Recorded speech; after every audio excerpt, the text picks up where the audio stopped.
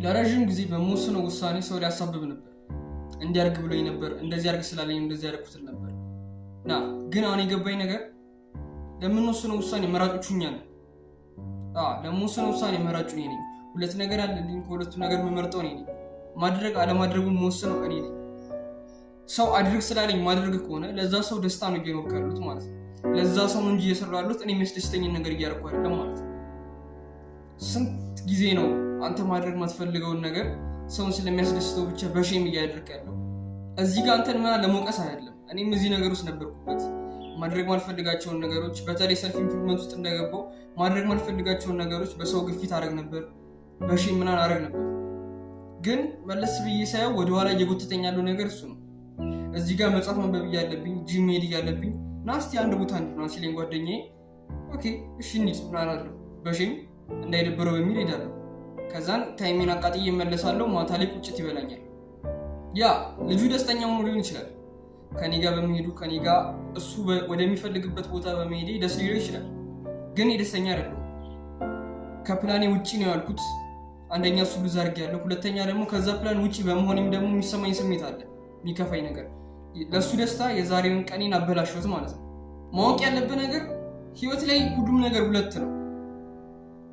መጥፎ አለ፣ ጥሩ አለ። በምንም መንገድ ብታየው እሳት አለ፣ ውሃ አለ፣ ሴጣን አለ፣ እግዚአብሔር አለ። ብቻ አብዛኛው ነገር ሁለት ነው እና ከሁለቱ አንተ ነው መምረጥ ያለብህ የሚጠቅምህ።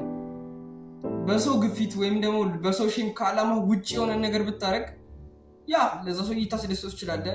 ለዛች ደቂቃም አንተም ላትጨነቅ ወይም ላታስብ ይችላል። ግን ስትመለሰው ከዛ ነገር ስትመለስ ምንድነው ያደረኩት ወደሚል ጸጸት ውስጥ ነው የምትገባው። እና ማድረግ ያለብህ ነገር ካለ አይሆንም፣ አልችልም፣ ዛሬ እንደዚህ ነገር ስለማድረግ ዛሬ አብሬ ነው አልችልም፣ አለቀ እንጂ በዛ ሰው ግፊት የሆነ ቦታ የምትሄድ ከሆነ ወይም ያን ሰው እንዳይከፋው ብለህ አንድ ነገር የምታረግ ከሆነ ለዛ ሰው የደስታ ብለህ ያንተን ደስታ ታጠፋዋለህ ማለት ነው። ይሄ ነገር ደግሞ ሁሉም ነገር እሺ ማለት ወይም ደግሞ ለሰው በሼም ነገሮችን የማድረግ ችግር እንዳለብኝ ካወቅኩ በኋላ ራሱ ስትረግል ሲያደርገኝ የነበረው ነገር ቢኖር እንዴትም ቢለዋለሁ።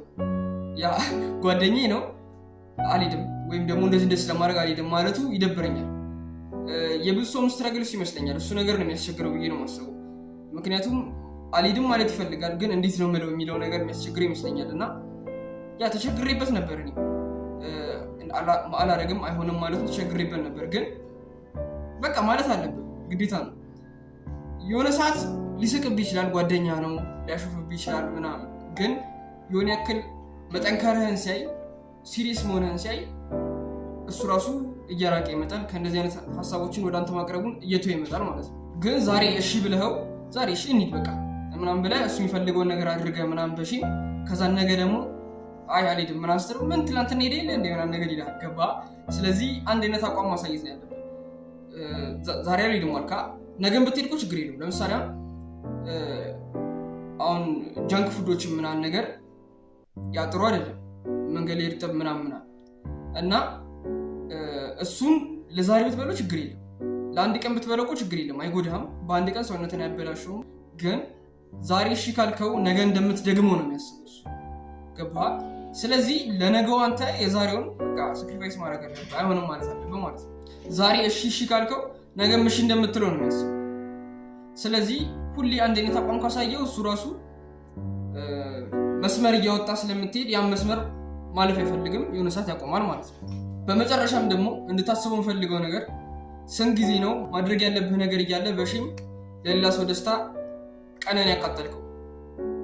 እኔ ረዥም ጊዜን እንደዛ አድርጌያለሁ። ሰልፍ ኢምፕሩቭመንት ውስጥ እንደገባው ስፖርት መስራት እያለብኝ፣ መጽሐፍ ማንበብ እያለብኝ፣ ማድረግ ያለብኝ ታክሶች እያሉ ለሰው ሼም ብዬ እና የሆነ ቦታ ነው ሲለኝ ወይ የሆነ ነገር ልብላ ሲለኝ እወጣና ከመጣሁ በኋላ ረዥም ሰዓቴን በጣም ራሴን ሶክስ ነበር የምቆየው ማለት ነው። ማታ ማልተኛበት ጊዜ ነበር። ምን ሆኜ ነው ለምን እንደዚህ ያደረግኩ ምናምን አልጋዬ ላይ ገብቼ በቃ እንቅልፌ አይመጣም። እሱን ሳሰላስል ነበር ማለት ነው። እና በዚህ ነገር ስንት ነገር ነው እያጣ ያለው እና አይበቃም፣ አይሆንም ማለት መለማመድ አለብን። የዛሬ ሀሳቤን ይመስላል። ሀሳብ አስተያየት ካለ ኮሜንት ላይ አስቀምጥልኝ። ቪዲዮን ከተመቸ ላይክ አድርገው፣ ቻናሉን ሰብስክራይብ ብታደርግ ትጠቀምበታለህ። እና የቴሌግራም ቻናል አለኝ ሊንኩን ዲስክሪፕሽን ላይ ወይም የኮሜንት መጀመሪያ ላይ አስቀምጥልሃለሁ። ጆይን በማለት ተቀላቀለን። ቴንክ ዩ